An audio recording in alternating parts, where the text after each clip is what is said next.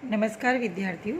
आज के इस व्याख्यान में रस भाग 3 के अंतर्गत हम करुण रस और इसके अलावा हम लेंगे रौद्र रस पर चर्चा करेंगे और उनके उदाहरण की विशद व्याख्या करेंगे।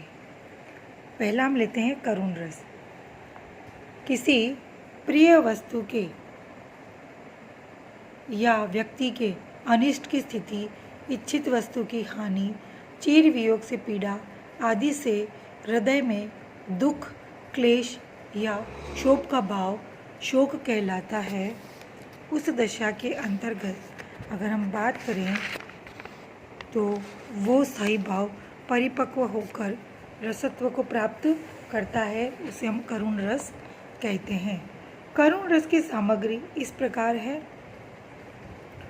स्थायी भाव शोक, आलंबन विभाव विनष्ट प्रिय वस्तु, व्यक्ति आदि, उद्दीपन विभाव प्रिय वस्तु या व्यक्ति से संबंधित स्मृतियाँ, गुण, कथाएँ आदि, अनुभाव रुदन, निश्वास भरना, भाग्य को कोसना, प्रलाप, देव निंदा, भूमि पर गिरना, मूर्छित हो जाना, संचारी भाव चिंता, स्मृति, मोह, विषाद, व्याधि, उन्माद, जड़ता, ग्लानि इत्यादि। उदाहरण निराला जी की पंक्तियाँ लेंगे उदाहरण के स्वरूप में। वह आता दो टुक कलेजे के करता, पछताता पथ पर आता, पेट पीठ दोनों मिलकर है एक, चल रहा लकोटिया टेक, मुट्ठी भर दाने को भूख मिटाने को, मुंह फटी झोली फैलाता। इस पद के अंतर्गत करुण रस है। स्थायी भाव शोक, आश्रय कवि का हृदय है, आलंबन भिखारी, उद्दीपन भिखारी की दयनीय स्थिति, अनुभाव दृश्य देखकर कवि का द्रवित होना, संचारी भाव विषाद, ग्लानि, दैन्य इत्यादि।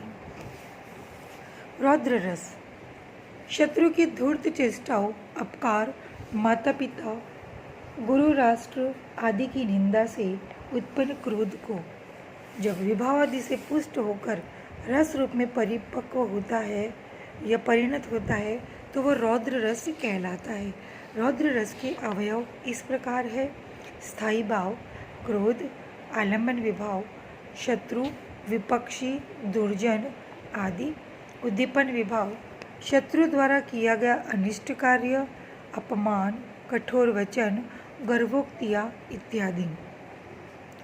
अनुभाव है दांत पीसना, आंखें लाल होना, पुरुषार्थ का प्रदर्शन करना, शस्त्र चलाना, भीषण ओंकार भरना इत्यादि। संचारी भाव गर्व, आवेग, उग्रता, मद, चपलता, अमर्ष, असूया, स्मृति इत्यादि। उदाहरण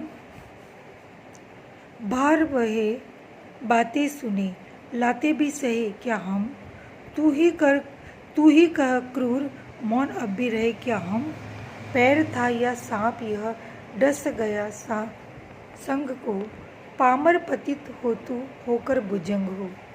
रस की बात करते हैं तो यहाँ रौद्र रस है।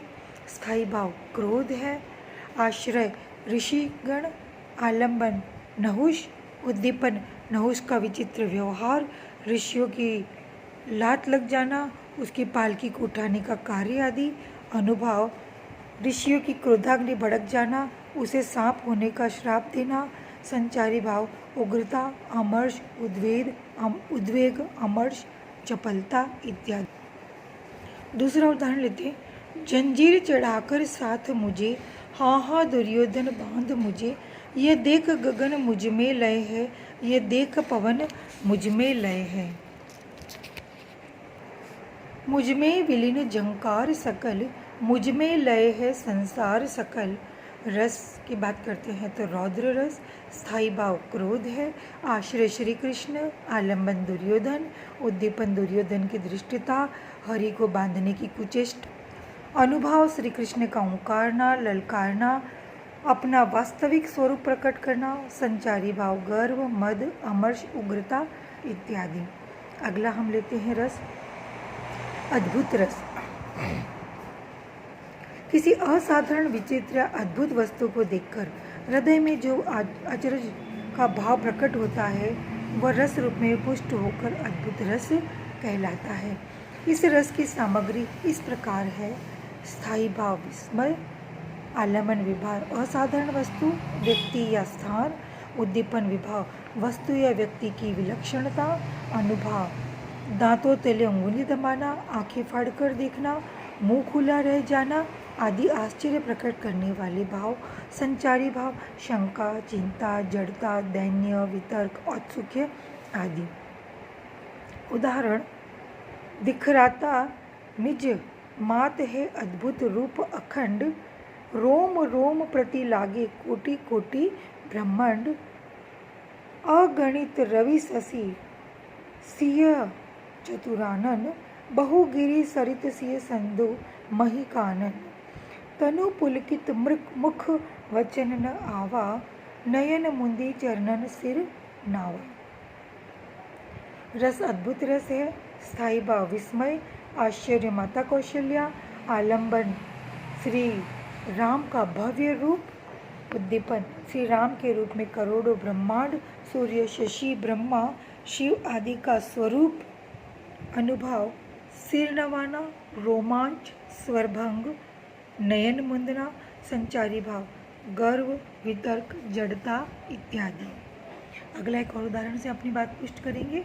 अखिल भुवन चर अचर सब हरि मुख में लखी मात, चकित भई गई गदगद वंचन, विकसित दृग पुलकात। रस देखते हैं तो अद्भुत रस, स्थायी भाव विस्मय, आश्रय माता यशोदा, आलम्बन श्री कृष्ण का मुख, उद्दीपन मुख में चराचर जगत का दिखाई देना, अनुभाव नेत्र खुले रह जाना, रोम रोम पुलकित होना, स्वरभंग, संचारी भाव त्रास इत्यादि।